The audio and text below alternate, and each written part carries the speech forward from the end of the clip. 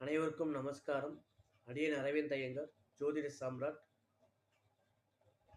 நாம இப்ப பார்க்க போற தகவல், உங்க ஜாதகத்துல செவ்வாய் கேது சேர்ந்திருக்கா அல்லது பார்வை பெற்றிருக்கா அப்படின்னு சொல்லி உங்க ஜாதகத்தை எடுத்து பாருங்க. அதுல இதே போல நான் சொன்ன மாதிரி செவ்வாயும் கேதுவும் சேர்ந்திருக்கு அப்படின்னா, செவ்வாய் கேது பார்க்குது அப்படின்னா, நீங்க போக வேண்டிய ஸ்தலம் என்ன அப்படின்னா, தாடிக்கொம்பு அருள்மிகு சௌந்தரராஜ பெருமாள் திருக்கோவில் அப்படிங்கிற ஸ்தலத்துக்கு தான் நீங்க போகணும்.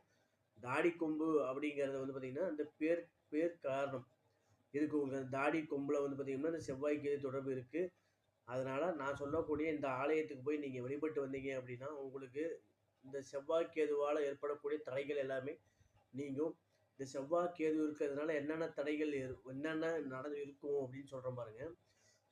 செவ்வாய் கேது சேர்ந்திருக்கு அப்படின்னா, சகோதரர்கள் கூட பிரச்சனை ஏற்படும். அடுத்ததாக வீடு வீடு இருக்கு அப்படின்னா, வீடு மூலியமாக பிரச்சனைகள் ஏற்படும். அதே போல அடிக்கடி விபத்துக்கள் நடக்கும். அதுக்கு அடுத்ததாக உங்களுடைய ரத்தங்கள்ல பார்த்தீங்க அப்படின்னா, ரத்தம் சுத்தமா இருக்காது. ஒரு அசுத்தங்கள் இருக்கும். ரத்தத்தில வந்து பார்த்தீங்க அப்படின்னா, ஏதோ ஒரு ப்ராப்ளம் இருக்கும். அதே போல அடிக்கடி கோவங்கள் வந்து பார்த்தீங்க அப்படின்னா, ரொம்ப டென்ஷனா கோவமாங்க ரொம்ப டென்ஷன் ஆவீங்க. தைரியம், வீரியம் இருக்கிற மாரி இருக்கும் உங்களுக்கு. தைரியம் இருக்கிற மாரி தெரியும். ஆனா வந்து பார்த்தீங்க அப்படின்னா, சரியா ஒரு யாராவது ஒரு மிரட்டுறாங்க அப்படின்னா, நீங்க திடீர்னு பயந்துருவீங்க. அந்த மாரி ஒரு தன்மை இருக்கும். ரத்தத்துல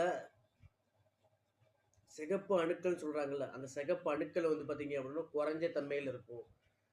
சகோதரர்கள் கூட அடிக்கடி சண்டைகள், சச்சரவுகள் ஏற்பட்டுட்டே இருக்கும்.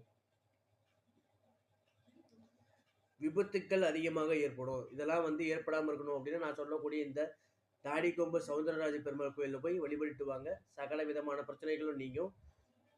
ஆலய பிரகாரம் வந்தீங்க அப்படின்னா, கடைசியா வடகிழக்குல வந்து பார்த்தீங்க அப்படின்னா, நமக்கு வந்து சௌ அ சொர்ண ஆகர்ஷண பைரவர். அவர போய் வழிபடுங்க. ரொம்ப விசேஷமான ஸ்தலம். அந்த சொர்ணாகர்ஷ்ண பைரவரை வழிபட்டு, முதல்ல தாயார் சன்னதி ஃபர்ஸ்ட்டு தாயார சேவிச்சுட்டு, அப்புறம் பெருமாள சேவிங்க. பெருமாள சேவிச்ச பிறகு, கடைசியா வந்து பார்த்தீங்க அப்படின்னா, பிரதட்சணம் பண்ணி சொர்ணாகர்ஷ்ண பைரவரோட வழிபட்டு முடிச்சிரணும். அப்படின்னு சொல்லி முடிச்சுக்கிறேன்.